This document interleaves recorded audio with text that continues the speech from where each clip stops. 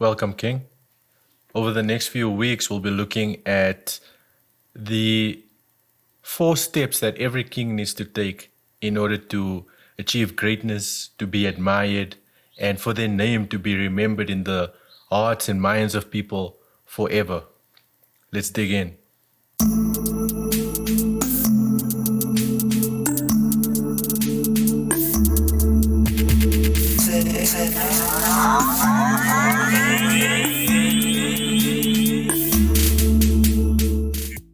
The first step for every king is to become integrated. Go back with me for a moment. It's 2014. I'm 24 years old. I step right into a job where I'm making more money than both my parents combined, more money than anyone I knew before then was making. Now, unfortunately for me, I'm still a bit lost. I'm not really in touch with the essence of who I am, with my true identity. I don't really know what I'm all about or what I stand for. So I start finding myself in all the things that are pleasurable to my flesh. I'm fully in the world of drugs, parties, and women. As in, I'm fully in every single day of the week. Eventually, it gets so bad that I can't perform at work. I lose this grand income that I had, but I've still got this lifestyle to support. Now, long story short, I end up living on the streets with just one set of clothes, the ones on my back, and creditors looking for me because by then my debt is in the 6-figure range. It gets so bad that I consider ending my life. But there, at my lowest moment, God whispers in my ear and I get a glimpse of my true self. And that's all I needed. Within 5 years, everything about my life is completely turned around for the good. Now, why am I telling you all this? I'm telling you this because we've got to build our lives on what is true to the essence of who we are. And when we do that, everything starts to fall into place. Our lives become protected. The right opportunities find us, the right people find us, and we're proud of the way that we are living. It all comes from being integrated. So, what do we mean by integrated? Every king needs to become clear on what they believe and what they value. What are your core values? What does your belief system look like? Do you have rules for your life? What are they? We need to take a deep dive into our personal identity and self-narrative. What's the story you tell yourself about yourself? What's the story that you actually want to be telling about yourself? What is your personal mission in life? What's the specific problem that you came to the earth to solve? What is the injustice in the world that you tackle? What is your vision for a world where that problem is solved, where it no longer exists? What does that world look like? You need to get clear on what drives you, what motivates you. And as you start to get clarity in each of these things, you actually need to become integrated. Okay, so let's look at that word integrated. It's actually the same word as integrity, and they are derived from the word integer. Now, a lot of us would have come across, well, all of us would have come across the word integer in primary school math class. But as a quick reminder, it refers to a whole number. Whether that's a negative, a positive, a zero, but a whole number. So in other words, someone who's integrated, they have no fractions. You are always the same person. Like, there are many facets to you, but it's not schizophrenic. It's all part of the same person. You're not a new human in front of different people. There's no hypocrisy. There's no masks. And if you are trying to deceive people, then this material is definitely not for you.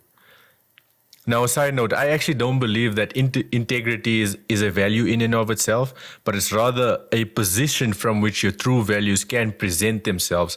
So from that place of wholeness, from that place of being integrated, our core values actually show themselves. Okay, so back to the step 1, integration. So know who you are, know what you're all about. Now Yeah, now you know who you are, you know what you're all about. Now you need to start speaking like someone who believes those things and values those things. You need to start behaving like someone who believes those things and values those things. You need to start showing up like that person. You need to start aligning your emotions according to that identity. Cultivate positive emotions towards that kind of person and negative emotions toward the opposite. Start aligning your patterns of thinking, your imagination, the content that you consume on a day to day basis according to that identity. And that's what it means to be integrated. Now, this integration is a process, and none of us do it perfectly, and that's okay. It progresses and develops over time. So we integrate to the level that we have understanding. Now, along my path, I've stumbled so many times, and I'm still maturing. I'm still developing. I'm still engaging in the process. It's an ongoing process. I don't think it ever stops really. So, in this integrated place, or from this integrated place, is where we build our reputation. And it's the place from which we express ourselves. And that will bring us to step two. Okay, so step two is all about reputation. This is essentially about personal branding, how you communicate your integrated self to others, how you communicate it to the public in your unique way. Now, here, I think the first thing that we want to understand is personality. What is your personality? And a great test for this is the Big Five personality test. And the Big Five is actually the only personality test that's been shown to have any real scientific validity. Jordan Peterson has a great test. It's called Understand Myself. I think it's understandmyself.com. I took that. I found it very useful. Now, I don't get anything for sending you guys there. I just think it's very useful. And then what I find is if you're able to distill your personality traits and then communicate that to yourself first and then to others in one or two words, in a small phrase, that I find that pretty powerful. So, for instance, I think of myself as a stoic futurist. Now, stoic in the way that I'm principle based, I'm not very emotional, I'm often very matter of fact, and futurist captures my imagination, creativity, my childlike nature, the dreamer aspects of me. So I think this idea of a stoic futurist, it really captures my personality well. Okay, so now you understand your personality, then you also want to understand your natural areas of gifting. For instance, are you a builder? Do you enjoy starting things and building them up to a place to where they are successful? Are you a seer maybe? Seers are people who are able to read trends well. They can make value judgments of the future based on the past. Are you maybe an evangelist? Are people drawn to you? They find you quite influential. People want to follow you around and do what you do. Are you a shepherd? Are you quite nurturing and walking side by side with people, like coaching, that kind of thing? Are you a teacher? Teachers are able to take complex ideas and make them simple and are able to make them digestible to other people. So maybe you're a combination. Some people even have all five. And the important thing here is to make an honest assessment. You really want to make an honest assessment of what your natural areas of gifting are. And having all five is actually the most challenging because different situations require different leaning, and to whom much is given, much is expected. So now you understand you understand your personality, you understand your natural areas of gifting, and then you want to understand your strengths and your weaknesses.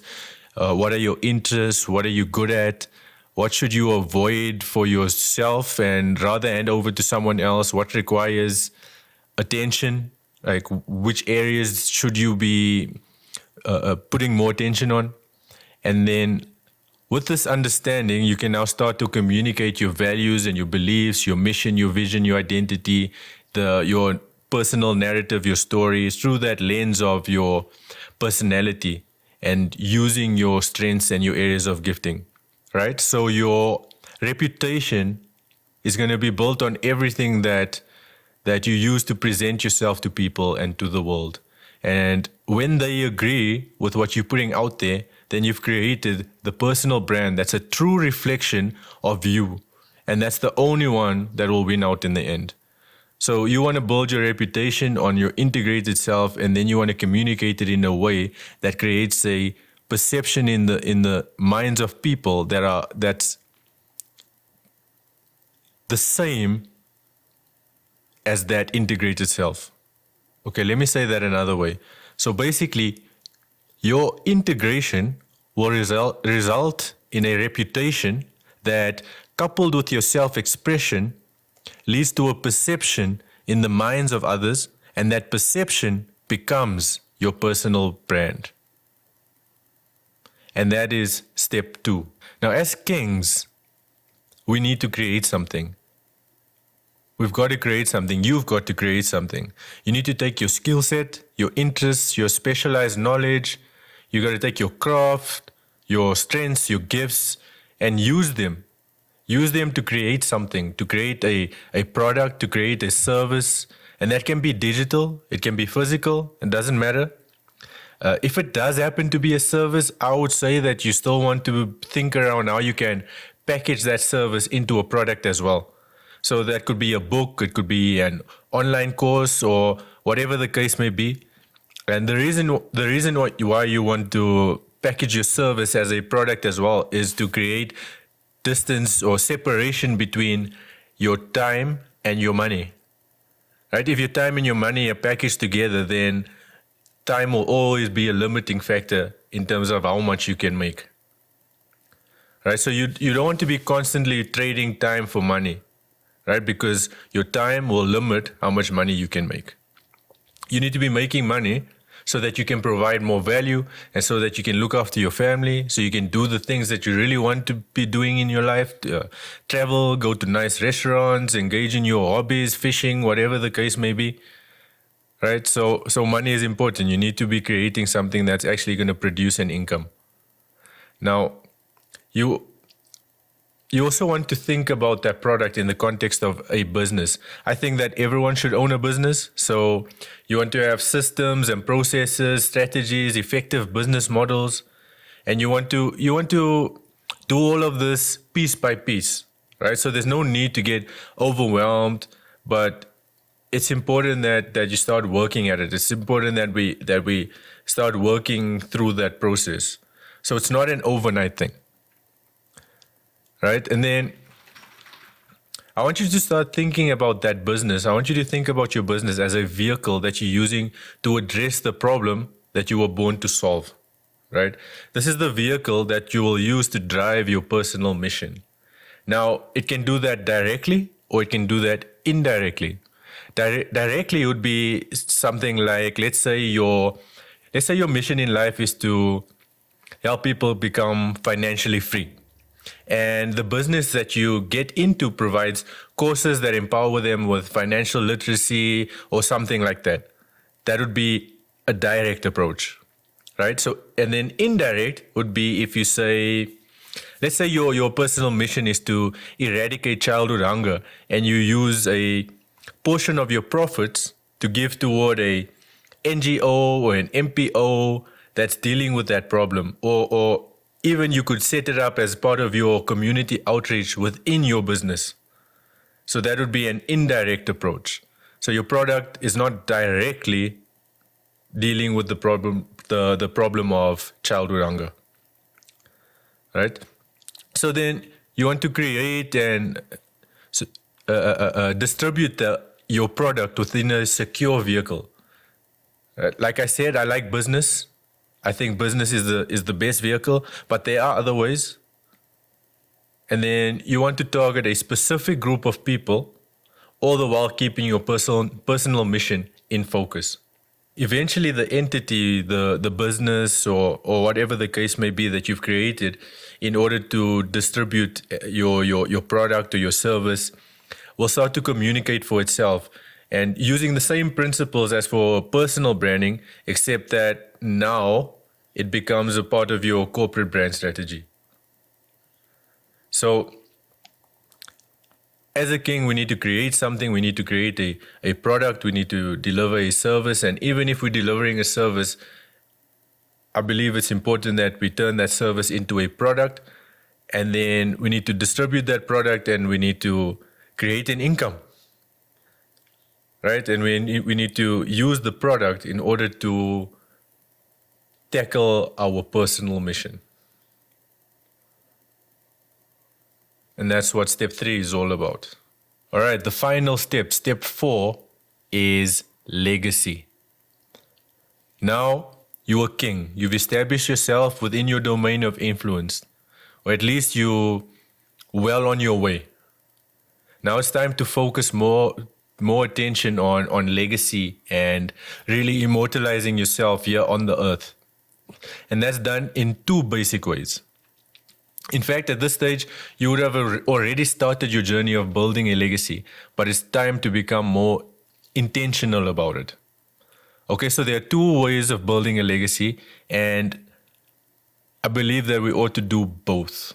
The first is what we leave on the earth, and the second is what we leave in people. Now, what you leave on the earth has to do with what you've created. Whether you built that vehicle in a sustainable way, whether you implemented a succession plan, whether you gave it every chance it needs to continue operating forever. What you leave in people, I believe, is even more important. This is about how did you transfer your knowledge and your skills into others? Did you set up a system for that transfer long after you're gone? A good man leaves an inheritance for his children's children. But there's no reason why we should stop there. Be a great man and leave an inheritance for humanity. All right? So that's the final step. Step 4, legacy. And those are the 4 steps to immortalizing yourself on the earth, to becoming a great and admired king. Until the next, feast on this.